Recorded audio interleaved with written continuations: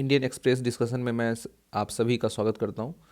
तो आज है डेट 70 ऑफ फेब 2026। तो आज के इम्पॉर्टेंट इंडियन एक्सप्रेस जो न्यूज़ है मैं उसको डिस्कस कर लेता हूं आपके साथ। और ये डिस्कशन हमारा जो एक नियम है कि इसको 20 मिनट के अंदर ख़त्म करना है, ताकि जिनको समय की दिक्कत होती है वो कम से कम न्यूज़ पेपर में क्या आया है वो देख लें।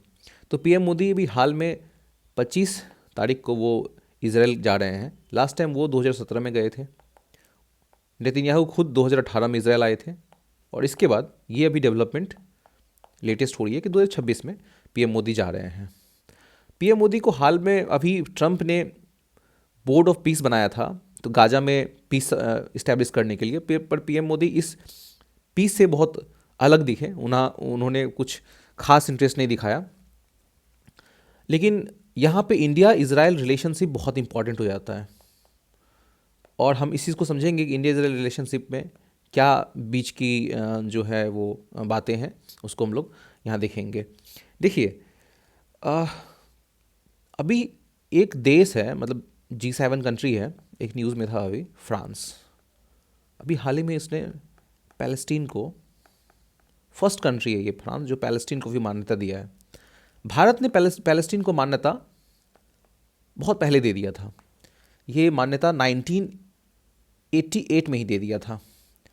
और हम इजराइल के साथ ना डीहाइफनेशन पॉलिसी अपनाते हैं, डीहाइफनेशन पॉलिसी अपनाते हैं। इस पॉलिसी के अंदर क्या होता है ना कि हम इजराइल को भी और पैलेस्टीन को भी अलग अलग ट्रीट करते हैं। आपको पता है कि हम पैलेस्टीन को सपोर्ट करने का एक रीज़न ये है कि गल्फ़ कंट्रीज़ में बहुत सारे लोग हैं, बहुत सारे वर्कर हैं जो काम कर रहे हैं। Millions of worker gulf countries में काम कर रहे हैं। अगर हम पैलेस्टीन को सपोर्ट नहीं करें, अगर हम लोग इसराइल को ही सपोर्ट करने लगे, तो हो सकता है कि सारे जो हैं वर्कर्स को ले ऑफ कर दिया जाएगा उसके काम से। तो दैट्स द रीज़न कि we support Palestine and Israel both. और एक चीज़ और है कि बराक 8 मिसाइल वो इसराइल और इंडिया ने मिल के बनाया था। एक है आपको हेरॉन ड्रोन जो भारत यूज़ करती है, वो इसराइल से हम लाते हैं। दूसरी बात यह है कि मोसाद प्लस रॉ ये साथ मिल के काम करती है। और 1999 में, हमको याद है 1999 में बहुत फेमस है ये चीज़ कि कारगिल वॉर के दौरान ना इसराइल ने हमारा बहुत सपोर्ट किया था और बहुत सारा इंटेलिजेंस दिया था, तो जाके ये चीज़ पॉसिबल हो पाया कि हम पाकिस्तान को डिफीट कर पाए थे। दूसरी बात ये है कि इसराइल से हमें ना एक ड्रिप इरिगेशन सिस्टम बहुत प्यारा मिलता है। ड्रिप इरिगेशन सिस्टम, ये आप ध्यान रखिएगा कि ड्रिप इरिगेशन सिस्टम जो है हम इसराइल से ही कॉपी किए हैं। दूसरी बात ये कि दोनों देशों के बीच में ना 7 to 10 बिलियन डॉलर का ट्रेड होता है, जिसमें कि Israel definitely Israel in the upper hand. और साइबर सिक्योरिटी और एआई में जो हमारा समझौता भी चल रहा है, और I2U2 का हम साथ में मेंबर भी है, Israel, India, UAE and US। तो इंडिया फॉलो द डीहाइफनेशन पॉलिसी, ये मैंने आपको बता दिया। और 1988 में जो है वो पैलेस्टीन को मान्यता मिल गया था। और बाकी ये न्यूज़ में वही है कि पीएम मोदी जाएंगे, वहाँ क्या करेंगे। पीएम मोदी इससे पहले जो है वो वेस्ट बैंक, मतलब आज तक वेस्ट बैंक वो नहीं गए हैं।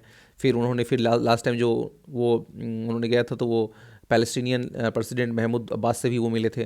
तो इस न्यूज़ में यही है। But basically we have to deal with the what is the relationship between the India and Israel. दूसरी न्यूज़ जो सामने आ रही है वो है तारिक रहमान का शपथ ग्रहण। स्पीकर ओम बिरला, सबसे पहली बात कि स्पीकर ओम बिरला जो है वो आज जाने वाले हैं तारिक रहमान, भारत की तरफ से तारिक रहमान के शपथ ग्रहण में। Tariq Rahman will be the positive for India, क्योंकि जो जमात इस्लामी करके जो एक पार्टी थी, क्योंकि तारिक रहमान BLP पार्टी से बिलोंग करते हैं, और जमात इस्लामी जो पार्टी थी ना, जो ग्रेटर बांग्लादेश की बात कर रही थी, और जो वहाँ माइनॉरिटीज़ हैं, जो हिंदू हैं, उन पे अत्याचार इन्होंने काफ़ी किया। अभी हाल में आपने न्यूज़ भी देखा होगा। लेकिन BLP पार्टी को 200 प्लस सीट मिला है, और ये पार्टी बहुत अच्छा रिलेशनशिप इस्टेब्लिश करना चाहती है। क्योंकि पहले भी जो स्टेटमेंट आया है सामने तारिक रहमान जी का, उन्होंने यही कहा कि we have to make the good relationship with India, क्योंकि हमें डेवलपमेंट, क्योंकि हमारा पूरा लैंड बाउंड्री इंडिया के साथ ही शेयर होता है, तो हमें इंडिया के साथ अच्छा रिलेशनशिप इस्टेब्लिश करना पड़ेगा। तो most probably he will be the good leader and he will establish the peace between India and Bangladesh. जो भी कॉन्फ्लिक्ट हो रही हैं उनमें जो है उस कॉन्फ्लिक्ट को जल्दी रिजॉल्व करेंगे। बट इंडिया बांग्लादेश रिलेशनशिप भी इंपॉर्टेंट हो जाता है दोस्तों, कि आखिर हमारा रिलेशनशिप है क्या। ये तो अभी हाल में न्यूज़ मैंने कल भी आपको डिस्कस किया ही था कि वो अभी इलेक्शन हुआ है, लेकिन हमारा क्या है ना कि बायलेटरल ट्रेड जो है वो 14 से 15 बिलियन डॉलर का होता है।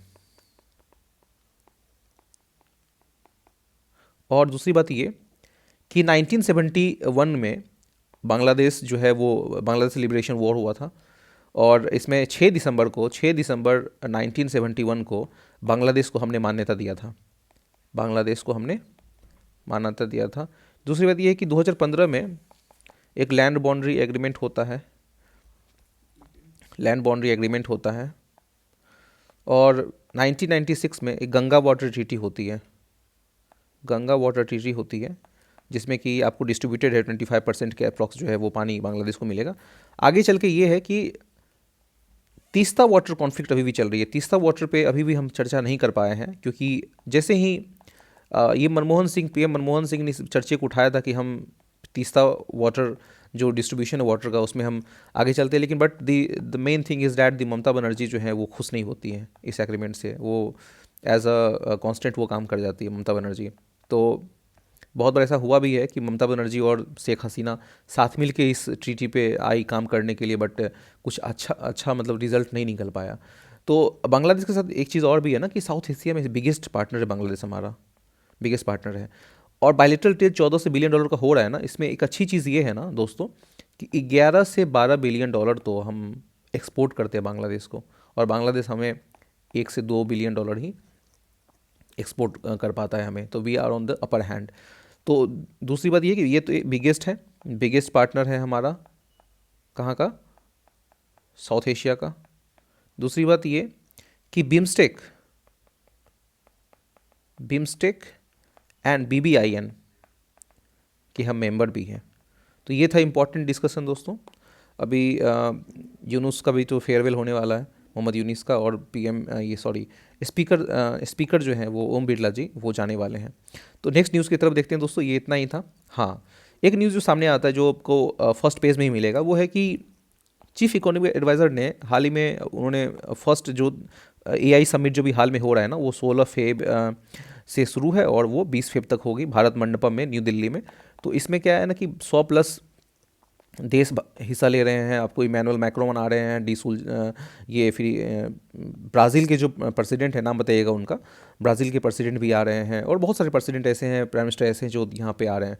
तो एक सबसे पहली बात कि ये आपको बरकेनले में जो है पहली बार जो है 2023 में इसकी शुरुआत हुई थी। आपको बरकेनले यूके में पड़ेगा।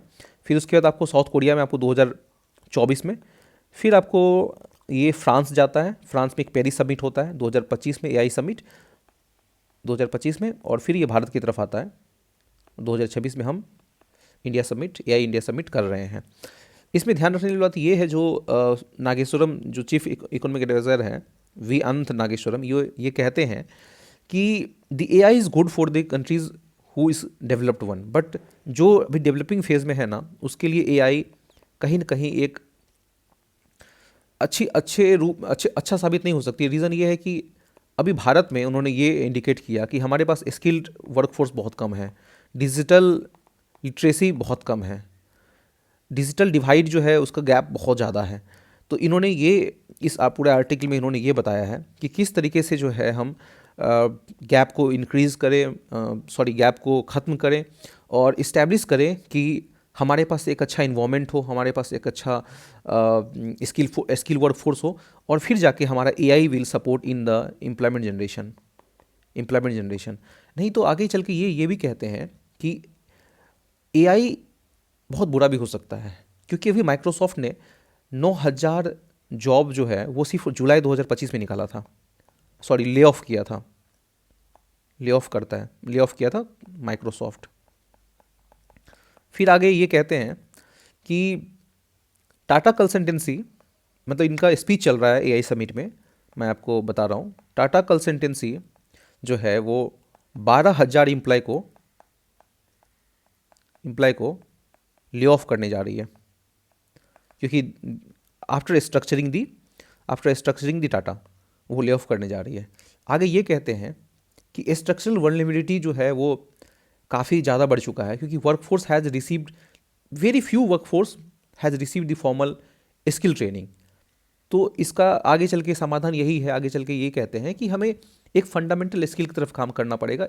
स्कूल स्कूल लेवल पे, प्राइमरी स्कूल लेवल पे हमें जो है डिजिटल लिटरेसी की बात करनी पड़ेगी, हमें एआई की बात करनी पड़ेगी।